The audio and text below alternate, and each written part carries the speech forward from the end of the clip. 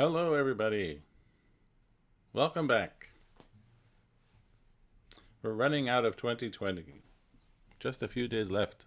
Maybe that's a good thing. Yes. And we have more Shelley. I have to say, the reaction to my choosing another poem by Shelley by Regina was, "What's with you and Shelley?" I don't think it was quite like that, It was Stephen. kind of like a quote, "What's with you and Shelley?" Or maybe it was, "What's with the Shelley?" Maybe it was something like that. I don't But know. we have a nice picture of Shelley, Oh, there is my cue. A which moment. is not a photograph because there were no photographs in the Shelley era. This is what I have been told. Although somebody once showed me what they told me to be a picture of the Buddha, a photograph. I didn't really believe it. Maybe it was Shelley. Okay, well,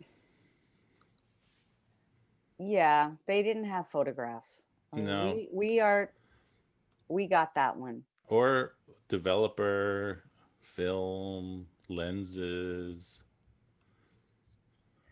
All right. With that intro, I'm I'm going to go ahead and share. With a rather random Shelley esque. Right. Now you're wondering why you even zoomed to this meeting. Am I sharing this right now? You're not sharing anything. Okay. I'm It's sharing stuff, just not. Okay. Yay. But this is not the picture. Oh, it's not. No, this is the poem.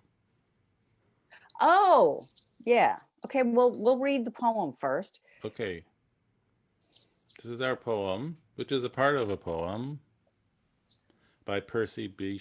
Shelley, which happens to be our friend Sue Ann's favorite poet. Thank you very much. And Percy was a very much a meteor in the sky in the sense that he died a highly accomplished poet at the ripe old age of 29 years old. And when he was in his early 20s, he spent some time with his then second wife, the great Mary Shelley, or maybe the great Mary Wollstonecraft Shelley, at their pal Lord Byron's chateau in Geneva, Switzerland. And it's there, I believe, where Mary Shelley first came up with the idea of Frankenstein, because they would get really drunk and talk about all kinds of deep things. And then she had this idea. There he is, Percy, looking very handsome and thoughtful. And as Regina said, good hair. He has good hair. He has He good hair. does. He has good He had hair. good hair. And anyway, Shelley, I'm not sure what he exactly means by intellectual beauty. Perhaps what it means is beauty that appeals to the mind rather than more of a lustful kind of beauty, more of a lofty kind of beauty. And I think this poem, The Hymn to Intellectual Beauty, was written around the time as our previous Shelley poem, which was Mont Blanc.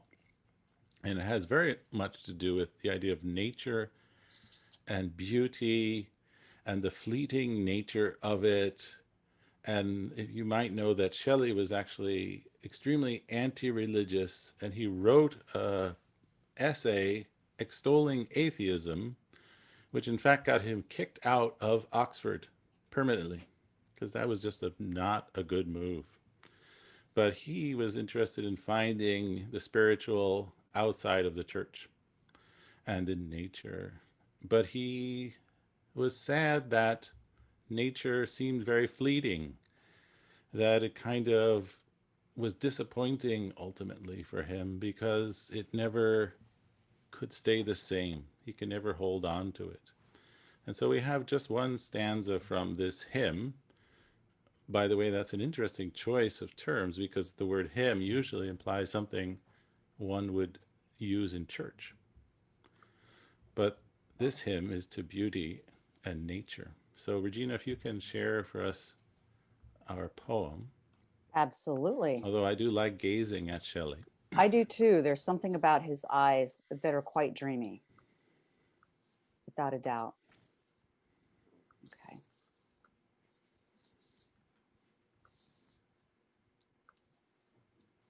Hymn to intellectual beauty.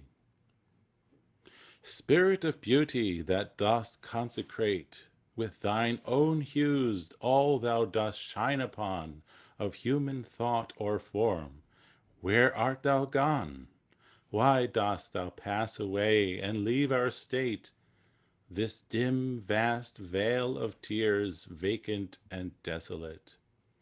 Ask why the sunlight not forever weaves rainbows o'er yon mountain river, why aught should fail and fade that once is shown? Why fear and dream, and death and birth, cast on the daylight of this earth such a gloom? Why man has such a scope for love and hate, despondency and hope? And so he seems to embrace the whole human experience there.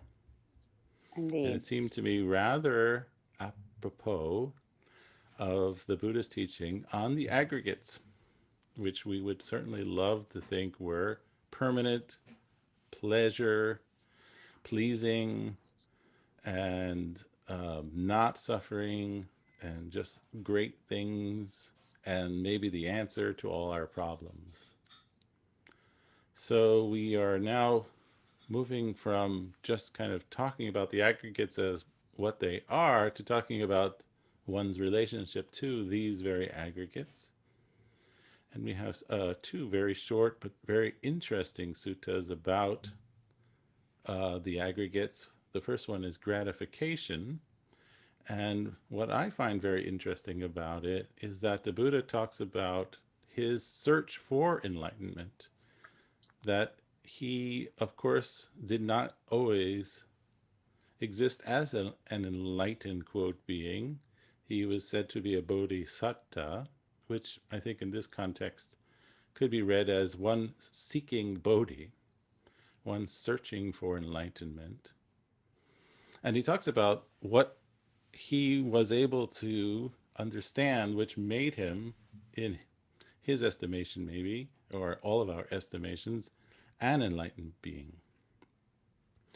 And one of those things is, in fact, his understanding, his comprehension of the five aggregates. I find it interesting as a sort of an aside, maybe if we can look at the text, Regina, that he talks about the his investigation of the five aggregates before he was uh, a Buddha, which is interesting because I had sort of understood personally, perhaps incorrectly, that the Buddha sort of formulated this concept of the five aggregates in a way to teach what he discovered. That this was sort of a mode of thinking which he kind of came up with to help others understand the nature of things. And it's interesting here that he talks about his investigation of the five aggregates before he was enlightened and certainly before he became a teacher, which leads me to think that he was thinking in terms of these very five aggregates as an aspirant, right? As a spiritual seeker. And so I have to wonder when this idea of the very five aggregates were was first formulated. And I don't know the answer to that question. I just want to say, we know that the Buddha practiced for a lifetime before he actually became the Buddha, but also it's such a striking thing that in the Buddha's time and in the Buddha's life, that there was this urgency, this spiritual urgency, um, culturally speaking, but also individually, as we see in the Buddha. And it just brings me back to what is it that I am pursuing? How am I spending my time on this earth? And how much of what I'm doing, how much of that relates to the path? And I just find that interesting. So with that, we have our first sutta, gratification. And we, of course, need some readers. So for those of you who would like to read, please click on participants and raise your hand next to your name and we'll start. It looks like she's at the ready. Sue Ann. I'll be at the ready. All right. Okay. Gratification. At Savati, bhikkhus. Before my enlightenment, while I was still a bodhisattva, not yet fully enlightened, it occurred to me, what is the gratification? What is the danger? What is the escape in the case of form? What is the gratification? What is the danger? What is the escape in the case of feeling, perception, volitional formations, consciousness? Then, bhikkhus, it occurred to me, the pleasure and joy that arise in dependence on form, this is the gratification in form. That form is impermanent, suffering, and subject to change. This is the danger in form. The removal and abandonment of desire and lust for form, this is the escape from form. Thank you, Sue Ann. And You're Bante. welcome. Thank you so much, Sue Ann. And Bante, I believe you were next. Starting right here, Bante. It's strange. You're not muted, but we can't hear you, Bante. So, Here we go. oh, Uh-huh. wonderful. Okay. The pleasure and joy that arise in dependence on feeling, in dependence on perception, in dependence on volitional formations, in dependence on consciousness. This is the gratification in consciousness. That consciousness is impermanent, suffering, and subject to change. This is the danger in consciousness. The removal and abandonment of desire and lust for consciousness. This is the escape from consciousness. So long, bhikkhus, as they did not directly know as they really are the gratification, the danger, and the escape. In the case of these 5 aggregates subject to clinging, I do not claim to have awakened to the unsurpassed perfect enlightenment in this world with its devas, Mara, and Brahma, in this generation with its ascetics and Brahmins, its devas and humans. But when I directly knew all this as it really is, then I claim to have awakened to the unsurpassed perfect enlightenment in this world, its devas and humans. Thank The you knowledge. Sorry. You can just finish up, Bante. Okay. The knowledge and vision arose in me. Unshakable is my liberation of mind. This is my last birth. Now there is no more renewed existence. Thank you so much. You're welcome. And so And there it is. It's sort of like a mini biography, the culmination of multiple lifetimes of practice. mhm. And it's very interesting that he frames that culmination in terms of this direct understanding. He says, I directly knew the nature, as they really are, the 5 aggregates, which sort of is a great reminder to us about the relevance of the 5 aggregates, or the relevance of concerning ourselves with the 5 aggregates, our 5 aggregates. And so this sort of trope, this commonly found phrase, the gratification, the danger, and the escape, which of course need to be applied to all 5 of the aggregates, it's very interesting because I find it a very approachable way to think about things. I think it's not so hard to personally see this from oneself. We can see the pleasure and joy in our thoughts, in our bodies. And we also, without trying too hard, it's not so hard to see that the 3 marks of existence, which we all know so well, impermanence, suffering, and constant, that these things are constantly changing. This is the danger in form. And then we have this escape when we understand that we can remove our desire and lust, which maybe can be correlated to this sense of not self, that these aggregates should not be taken permanently as oneself. And so, on the one hand, I might say that this seems not too hard to understand. I can read this and intellectually understand what he's saying. It doesn't seem very abstract. It doesn't seem impossible to grasp. But he reminds us by saying that, in fact, only when he fully understood this was he able to make the claim that he was a fully enlightened being. So that gives me a very strong reminder that clearly my understanding of these things is not his understanding. That I still have quite a long way to go. And so it's an interesting thing because I think it's very tempting for the mind to want to think, I got it. I understand that. I understand what suffering is. And I certainly have those thoughts all the time. But I kind of have to remind myself of this kind of sutta where I certainly don't think of myself as a fully enlightened being, and I can make this declaration that the Buddha did. So I remind myself that my understanding is not fully developed. It's not quite what it should be yet. What do you think, Regina? Does this seem sort of like something easy to grasp or very abstract? Well, I have to say, I think it can be abstract, but I think that this phrase that he gives us, the gratification, the danger, and the escape, to me, that makes it a lot easier because, for example, when he says, and I don't remember exactly which sutta it was, I know it's in the Majjhima Nikaya, but and actually probably other texts as well, but when he speaks of pleasure being a thorn, that throws me. And that has, or I shall say, that used to throw me quite a lot because pleasure is pleasure. It's great. And I feel an internal sense of rebellion when I read a line such as that. But when I read, what is the gratification? What is the danger?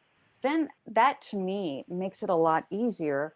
What is I love being healthy. Well, I'm not so healthy now since COVID because I'm not really doing much. But before this, I used to exercise a lot, eat very healthily, and be somewhat really happy with my bodily form.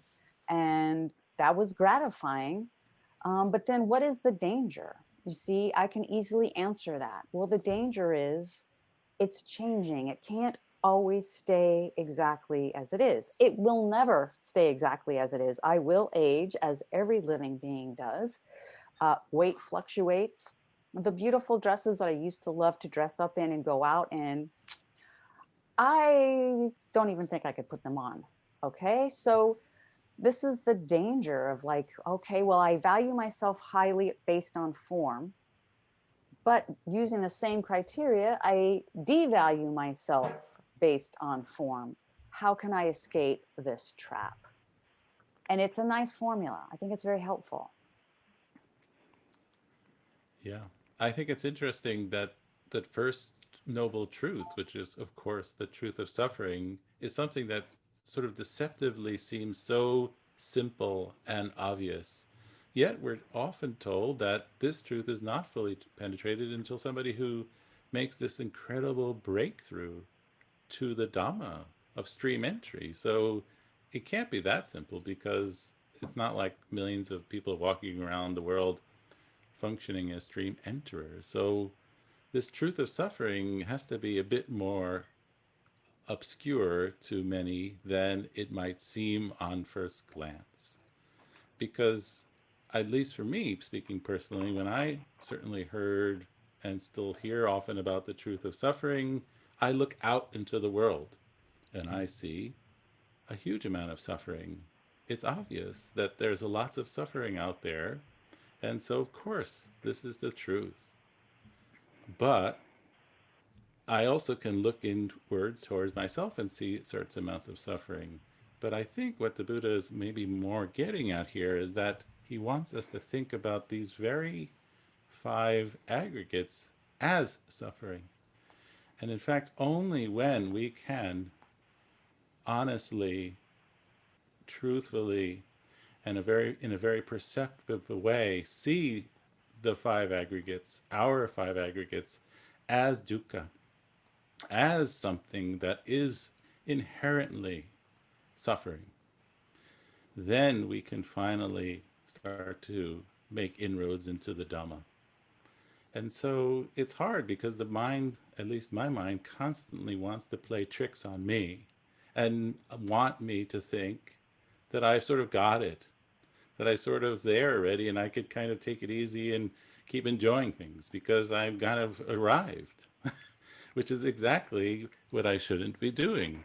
Because if I sort of set aside things and say, well, I don't really need to meditate because I certainly understand suffering, let me go and have some more cheese and maybe take in a movie, I obviously have not understood the truth of suffering.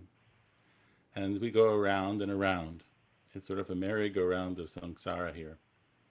So it's an interesting thing. It's sort of a constant struggle, at least for me, to grapple with the Four Noble Truths, to grapple with the five aggregates, and to struggle to honestly try to see them the way the Buddha teaches us to. And the struggle continues. Should we look at the second sutta? It's sort of a I somewhat think so. corollary. I think we should. And we have a reader. It's Helen. Helen. Not yours. And sabarati, whatever is not yours, abandon. When you have abandoned it, that will lead you to your welfare and happiness. And what is it, bhikkhus, that is not yours? Form is not yours, abandon it. When you have abandoned it, that will lead to your welfare and happiness. That will lead to your welfare and happiness. Feeling is not yours. Perception is not yours. Volitional formations are not yours. Consciousness is not yours. Abandon it. When you have abandoned it, that will lead you to your welfare and happiness. Thank you Okay. so much, Helen. Okay. No hands. How about we haven't heard from Ayurvimala lately. It'd be great, Ayurvimala, if you would read. We'd love to hear from you. Suppose, bhikkhus, people were to carry off the grass, sticks, branches, and foliage in this Jeta's grove, or to burn them, or to do with them as they wish. Would you think people are carrying us off, or burning us, or doing with us as they wish? No, venerable sir. For what reason? Because, venerable sir, that is neither our self nor what belongs to ourself. So too, bhikkhus, form is not yours, and yada, yada, yada. Consciousness is not yours. Abandon it. When you have abandoned it, that will lead to your welfare and happiness. Thank you Thank so you. much. That was beautiful. Thank you, Ayurvimala. So, Regina, do you think about yourself as like grass and twigs and sticks? Now, I really don't think about myself as grass and leaves, twigs and sticks. Um, and as I mentioned to you a little bit earlier, I believe that it's a metaphor or a simile that's a bit stretching it, but perhaps you can elucidate a bit more for us what the Buddha's really getting at here. Well, I think I mean, I think maybe the point is that it's actually really clear, but we say, I don't really get it because we sort of can't believe it. So he's saying that these five aggregates are not yours. And so you should let them go. And just like all this kind of stuff that's around us, that those you don't really think, well, I'm this tree, I'm this stick, and if somebody were to destroy it, you wouldn't say, wait, don't hurt me, don't take me away. Of course not. And so the question that must arise in the person's mind is, well, if I'm not these twigs and I'm not these five aggregates, well, what am I? Who is this thinker? Who is this I? if I can set aside, he's telling me I can set aside these five aggregates, I could let them go. Well, what's left, so to speak? Where where do I find this thinking being that I know so well, that I feel like I've had a whole lifetime of experiences with? I have friends, I have things. Where is this person to be found? Wouldn't that Well, be sort of a normal question to ask? I think it would be. We're definitely getting into the topic of non-self, to be sure. Let's not lose sight of that in terms of the aggregates.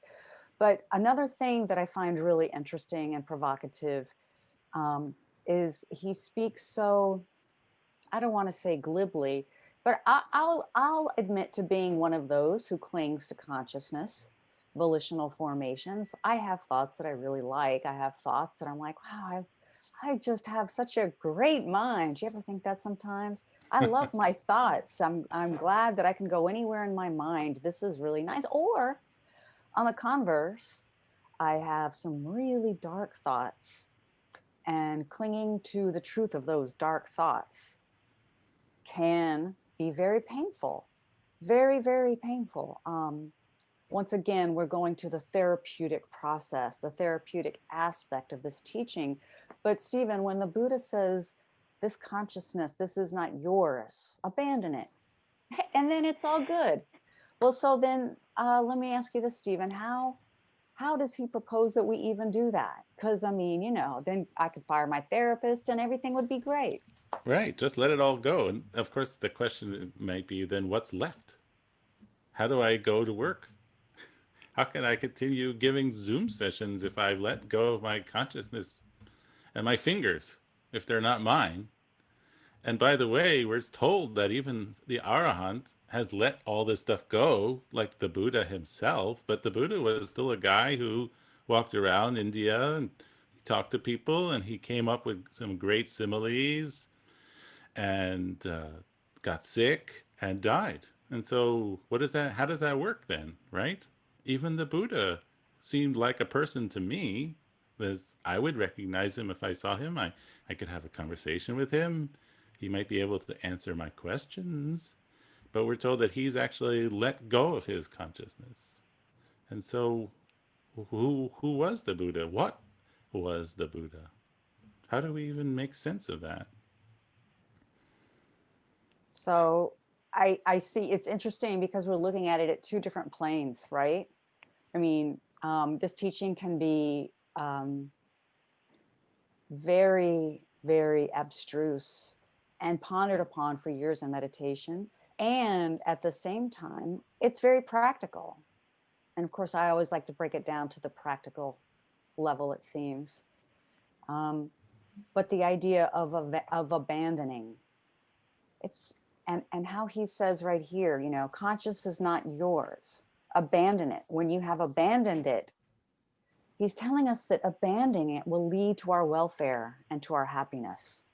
Seems a little counterintuitive. Well, and in some ways it seems very intuitive. I gave the example that so many of us are living on Zoom. And by the way, this is on a very practical level. I like to start right here on the level pavement here. But, now that people are on Zoom a lot, there's a lot, plastic surgeries, cosmetic surgeries have gone through the roof because people are attached to form. When they see themselves in the Zoom, they're like, oh, that doesn't match how I feel inside, and that's not good. And I want it to look like this. I don't really have a lot of money, but how about what little I have I spend on some Botox? You but see, but Regina, let me ask you this question. Even if you were to sort of let it go in the sense of, well, you know what? I don't really care how I look. It's fine. They could think poorly of me or not. I'm just really not interested. I'm sort of beyond caring about my physical appearance. Would that be really the same as sort of letting one's form go entirely? Or is it a kind of another way of viewing one's form? I think letting one's form go entirely is the radical acceptance that we will, we are not beyond old age, sickness, and death. Mm. It's sort of like what Ajahn Chah said about his favorite teacup. You know, I don't know if it's favorite. I'm not saying Ajahn Chah had favorites, but you know, it's like he had this cup and he said that, you know, when he drinks out of this cup, he imagines it's already broken. So once it breaks, there's nothing to be sad over because it's already broken. It's sort of a way of letting go of form, of abandoning, of not clinging. And I agree, a cracked teacup is not the same as, you know, passing on to the next life, but it's a way to get us started. Yeah. Well, I think we should hear from some other people. I'll just say quickly that what helps me start to begin to make a little inroads into understanding this kind of teaching is to remind myself that these five aggregates are not really things, right? They're not objects. They're processes. They're things that are going on, occurrences. And we're talking about ownership of these processes. And so I can't own something that's kind of a process, right? I could maybe own a physical object, but how do I really own a process? You know, how could somebody own the moving of the sun? What does that even mean? It's not a thing so much. It's a phenomenon. And so maybe that helps a little bit, but I would certainly love to hear from some other people. Yeah. So, for those of you who have questions or examples of your own in regard to these aggregates, and I believe I saw Young Kuei's hand go up first. Well, I just want to thank you again, Stephen and Regina, for holding this space. It's always so rewarding and enriching. So thank you. I have a comment, more a comment to make, that the question you're asking about who is this I, what's going to happen if I let go of all this stuff, like it's not that relevant a question for me when I read the sutta. What I get from it is what will lead us to welfare and happiness. Like what is the question that we're trying to answer is the relief from the suffering that we have. And so the answer, or the guidance he's providing here, it sounds like it's to not be so attached to our perceptions of form, feeling, and consciousness. That these are all conditioned processes, like what Stephen said. These are just, yeah, they're just conditioned. We don't need to be so attached to it. And by not being attached to it, we can become freer to line with what's going on, and see the reality, and go with the flow. So more of a comment. Yeah. Thank you, Young Kuei. I see it that way too. I see where Stephen's going, because we can read these and experience them on many different levels, but I think one of the more important things, as you point out, Young Kuei, and is this line that I highlighted: leading to our welfare and happiness. Because we're on this liberative path to be happy in this life and beyond. And I think acknowledging that is important. So thank you for that. Who was next? I think it was Stephanie? Yes. Yeah, I just want to echo Young Kuei. Thank you to both of you. This is just always so enriching. I was thinking about two things. One, I laughed when Stephen said about the twig, because I thought, well, I mean, really, like with the elements practice, we kind of are the twig, which is also anatta, right? I mean, sort of that emptiness of self. We're all of these elements, internally, externally.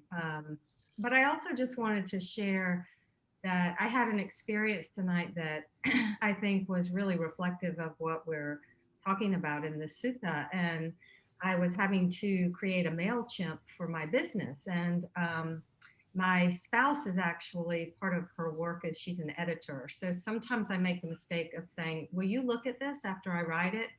And she did. And she was basically like, it's not good. and and it was great because I saw it all arise right there. I mean, the attachment to to the volitional formation, to perception, to the volitional formation, all of it. And and I was actually reminded of something that I think it was Ajahn Chah who said, if you try to think too hard about anatta, your head will explode. And I just, for me, it's in the practice, sitting day after day in meditation and watching thoughts and really seeing they're just thoughts. It is the ability to not attach, even when that old karma arises and it's right there. Um, there's a letting go that's able to happen right in the moment, and I'm so grateful for that. That's never been the case until I started this path, and so I'm just incredibly grateful. And I hope that makes sense, but it felt like it was very much a very quick gratification, danger, and then a release. You know? Yeah, thank you so much for sharing that. I mean, that's practice, in real time. And what I love so much about that is we've heard about the sacred pause. It also gives us that pause, that moment of awareness so that we can choose our actions. And of course, it's important to choose our actions for the welfare of us and others, and also that they align with the Noble Eightfold Path. So I agree with you, Stephanie. It's been tremendously liberating for me in my life. So yeah, it's amazing teaching. Thank you for sharing. Ken. This has been a very good practical discussion. My question somewhat diverts from that. But Stephen, isn't this sutta a play on the meaning of the word khanda? A bundle of sticks? Yeah, I think you could certainly take in that way. Just a heap of stuff. Yeah. And so, since just as we don't take that heap of leaves that we vacuumed up off our lawn as my part of who I am, we probably shouldn't take these bundles of processes that we call oneself as I either. Right. Yeah. Yeah, I know I've mentioned it before, but I love how Bhikkhu Bodhi describes this body-mind process that you're saying as the psychophysical process. It's very helpful in understanding me and my experience. That's a play on words. Okay, so we have Brahman. Yes, thank you for the opportunity and thank you for the program. It's really helpful. Do you think that our language and mode of communication, which necessitates a subject, I, reinforces the notion of, the aggregates or attachment to the aggregates? Because I can remember, I'm retired now and I was a physician, and as I would get into my day, it would be very exceptional for me to be able to meditate during the day. Some tiny moments, yes. But then when the stress level got very intense, it became very difficult to even think about this process of, it's like disidentification, form is not self, my body's not self, my feeling tone is not myself, not self. But see, even the way I phrased that, I said, not myself, and so I'm just curious what you think about that, and also how the Burmese seem to use that mode of communication of there is pain, there is, instead of saying I am having knee pain. I mean, I love this topic, and I think, people can spend semesters, years, lifetime studying this topic. I mean, in some ways, we're doomed by our language, right? We create it as it depends. Well, culturally speaking, of course, there's different modes of expression, and I definitely do think that when we say my eye hurts is very different from saying hurt is in the eye. Definitely. I think in some ways, language, well, not in some ways, language is often plays a role in the second arrow. It's a second arrow. Stephen, do you have any thoughts regarding that? Well, I mean, it's a great subject of discussion, but I think what you said is great. And I think back to the other day when you related the story of us, we were walking around in the cold and we were cold and we kept trying to tell ourselves, there's cold. It's not that I am freezing, right? Or this body is experiencing cold. And of course, that's sort of like a game or a trick, but there's something to it because it is a mode or a method to depersonalize this experience, right? Yeah, it's really cold out. My face really hurts. Or it's a lot of cold and this face is hurting because of this cold. But where's the ownership? And so perhaps this, as Brahman said, this kind of alternate mode of expression could sort of start to grind down these highly established thought patterns of I, me, and mind. I, mine, yeah. You know, Thank you. thank you, Brahman. There's a little trick that one can play one,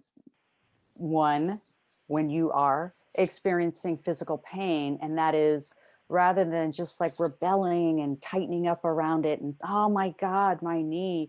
But if one is to like really just breathe and try to describe the physical processes of what's happening in that knee, sort of like an anthropologist would look at maybe tooth decay in a person that they found that was thousands of years old, just kind of analytical.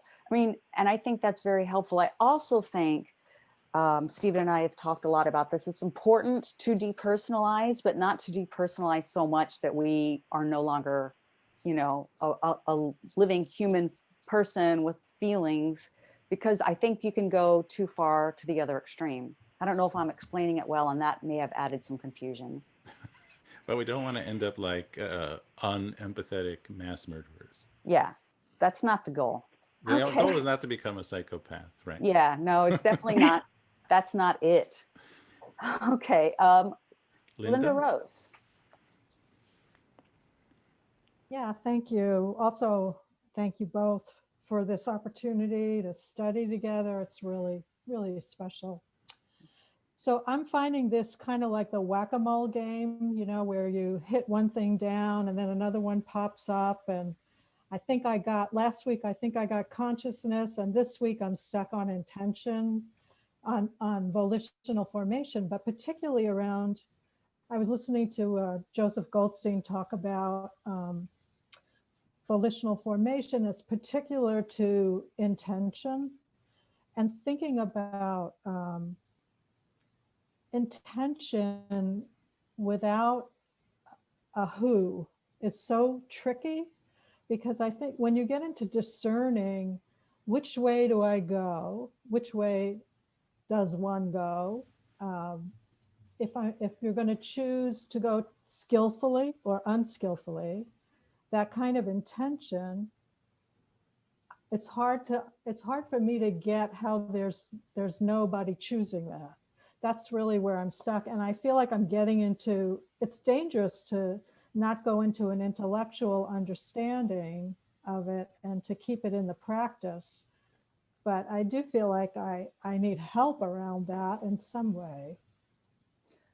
Thank you so much. I mean, that's a really good question, and I believe in this particular aspect, when we're looking at volitional intention and choosing skillfully or unskillfully, and who does the choosing.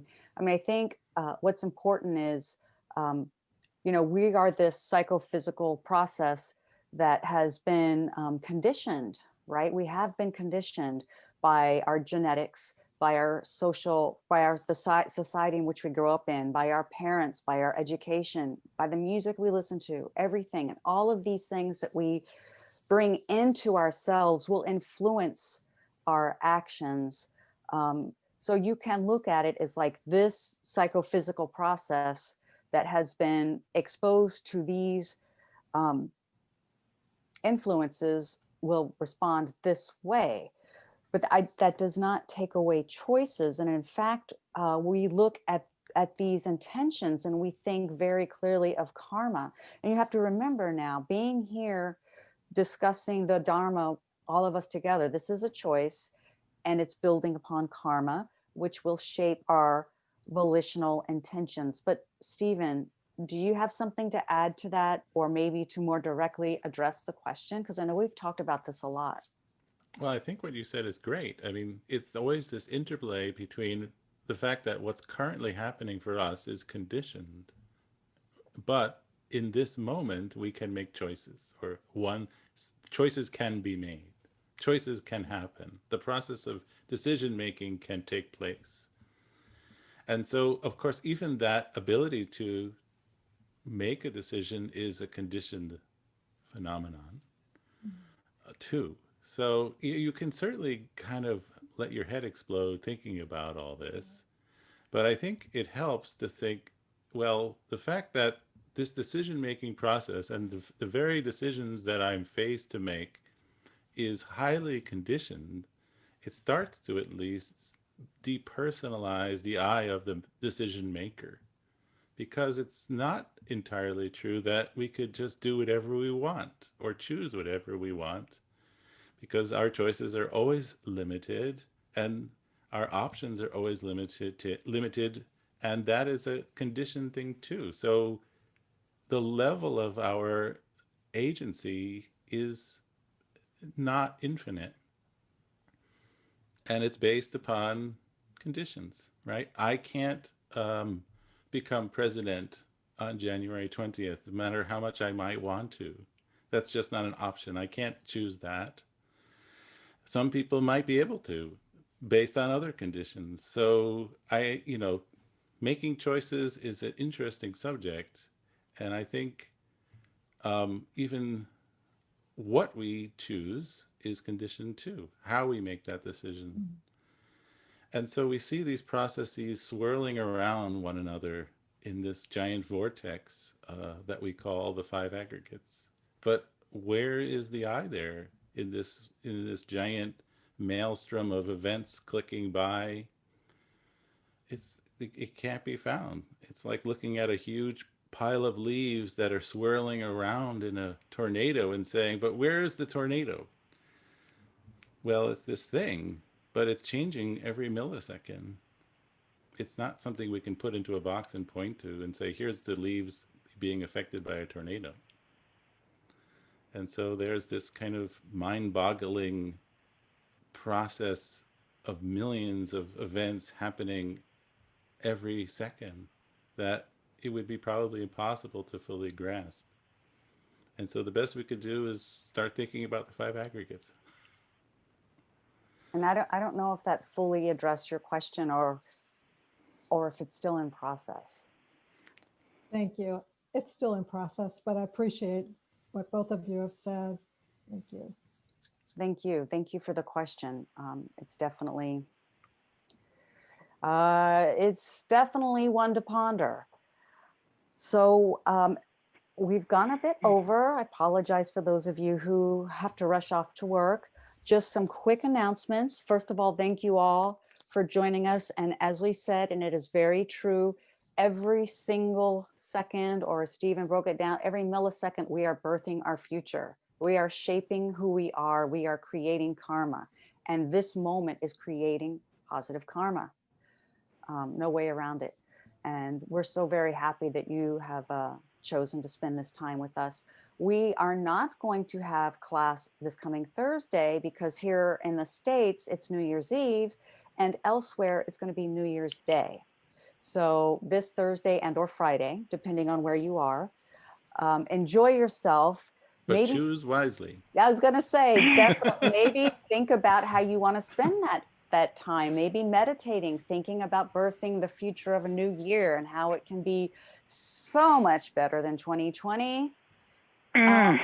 So putting some intentionality, I think, is really important. And we'll be right back with you next Sunday to continue our discussion of the aggregates with you. And need I say, we wish for you all a wonderful, wonderful, wonderful new year.